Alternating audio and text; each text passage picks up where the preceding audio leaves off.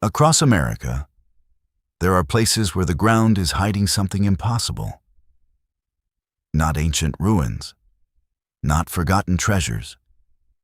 Massive structures built by thousands of workers using millions of dollars, only to disappear beneath the earth on purpose.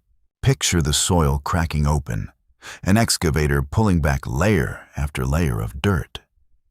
And underneath, something enormous starts to appear. A structure so large that the people standing near it look like ants beside it. The strangest part is not that America built these places. It is that America buried them.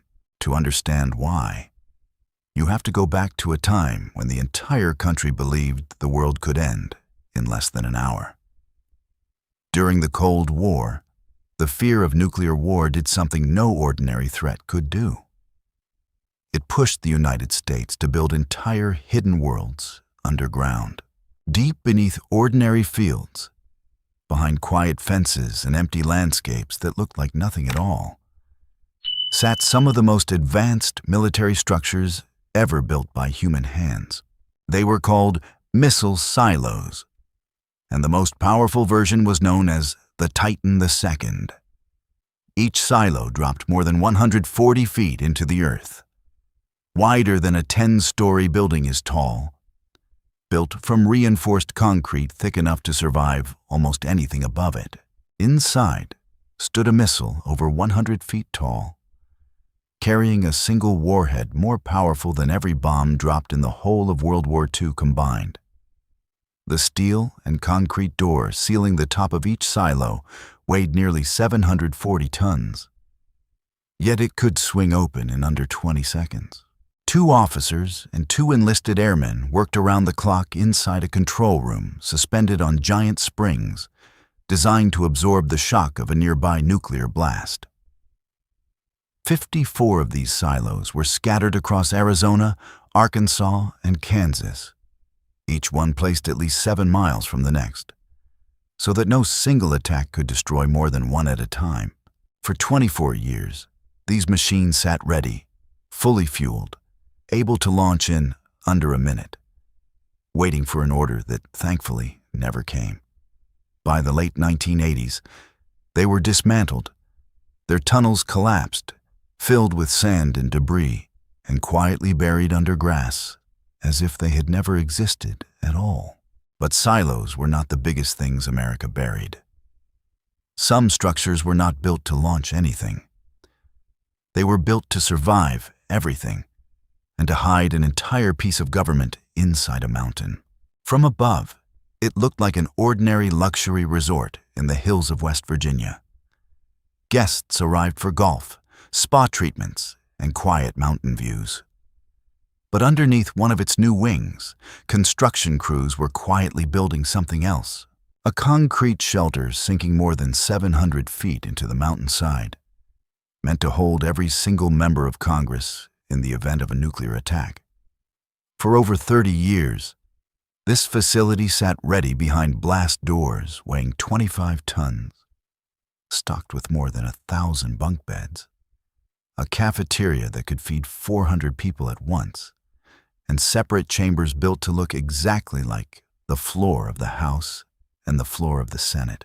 Locals in the area knew something strange was happening on that hillside, yet almost none of them ever spoke about it publicly. Workers were told they were building an exhibition hall. Government technicians disguised themselves as television repairmen. For 3 full decades, thousands of hotel guests walked past that hidden entrance without ever knowing it was there. Until a newspaper reporter finally exposed the secret in the early 1990s, and the entire operation was shut down almost overnight. So the question becomes obvious. If something this massive could stay hidden for 30 years in plain sight, what else is still sitting beneath the towns and cities we walk through every single day? Underneath American streets, there are entire networks most people will never see. Old transit tunnels that were dug and then abandoned halfway through construction. Industrial basements connected to buildings that no longer exist above ground.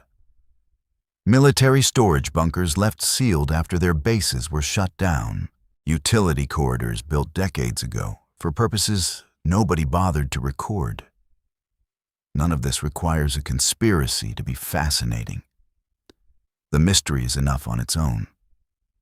How many forgotten spaces are sitting empty right now, just a few dozen feet beneath a parking lot, a school, or a quiet suburban street, waiting for nobody to ever open that door again?